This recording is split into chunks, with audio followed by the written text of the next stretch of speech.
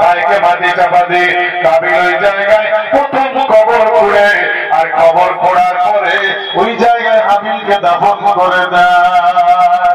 বাচ্চারা ভাইরা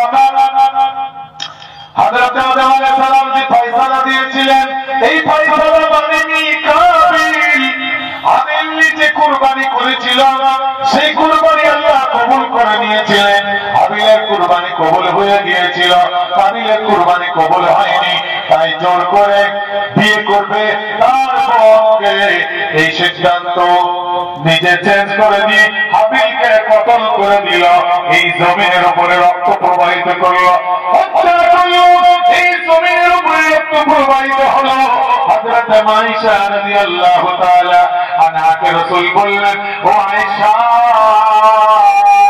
এই জমিনের উপরে কত রক্ত পড়েছে বলো। কাবিল শুরু করেছে হাবিলের উপরে এইরকম ভাবে কত কাবিল হাবিলকে মেরে দিয়েছে, হত্যা করেছে, জুলুম করেছে, কত মা-জননীর কোল খালি করে দিয়েছে, কত বাচ্চাকে বাহারা করেছে, পিতাহারা করে দিয়েছে। এই জমিনের উপরে অত্যাচার জুলুম হয়েছে। এক নম্বর কারণ এই পৃথিবীর উপরে এই জমিনের উপরে আল্লাহ আরশ বা কিয়ামত কায়েম করবেন না, এক নম্বর কারণ। দুই নম্বর কারণ হলো এই পৃথিবীকে আল্লাহ এই ব্যালেন্স করার জন্য পাহাড় দিয়েছে। এই পৃথিবীর উপরে পাহাড় আছে, নদী নালা আছে, সাগর আছে, সমুদ্র আছে। মানুষকে রাখতে গিয়ে আল্লাহ রাব্বুল আলামিন এই সুন্দরভাবে আল্লাহ সাজিয়েছিলেন। কিন্তু কিয়ামতের মাঠ কায়েম করবেন আল্লাহ সমান পৃথিবী করবেন, সমান জায়গা করবেন, উঁচু নিচু করবেন না। তাই জমিনটাকে আল্লাহ রাব্বুল আলামিন চেঞ্জ করে দিবেন, পাল্টে দিবেন। অন্য সুন্দর আল্লাহ সমতল সমান জমিন তিনি আল্লাহ রাব্বুল আলামিন এই জায়গাতে কায়েম করবেন। যদি বলুন সুবহানাল্লাহ।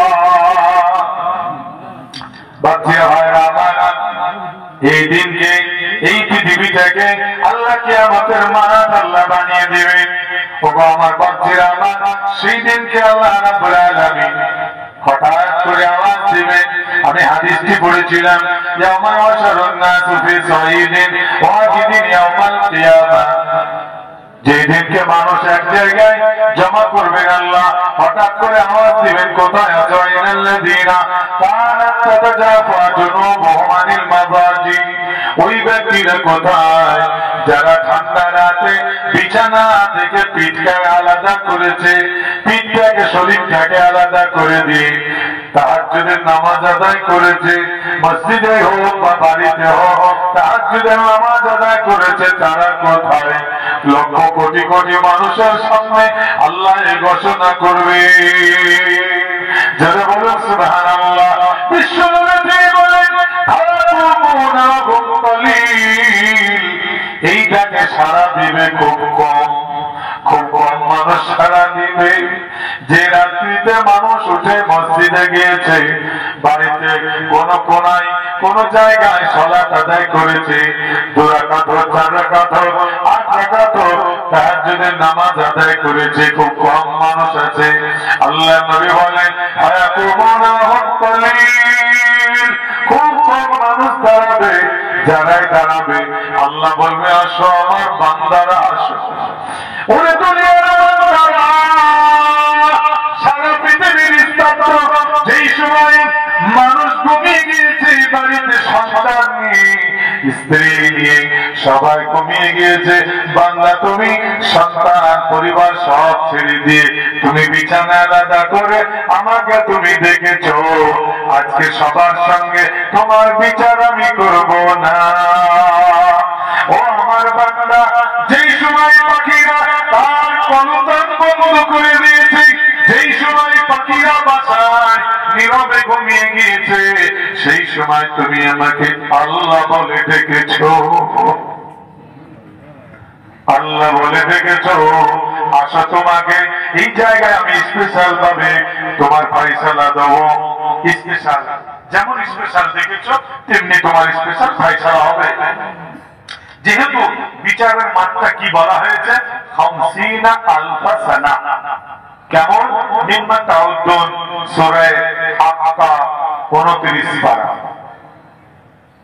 50 সূরা মাআরিজ 50,000 বছর হবে একটা দিন সমান। ধরে বলুন সুবহানাল্লাহ। তাহলে বিচার করতে করতে 50,000 বছর পার হয়ে যাবে। আমাকে দেখেছো রাতে সব ছেড়ে দিয়ে যখন আমি ঘুমানোর জন্য রাত দিয়েছি, ওই সময় আমাকে দেখেছো, আর এই বিচারের মাঠে 50,000 বছর দাঁড় করে রাখবো না, এটা হতে পারে না। তার এসে চলে আসো।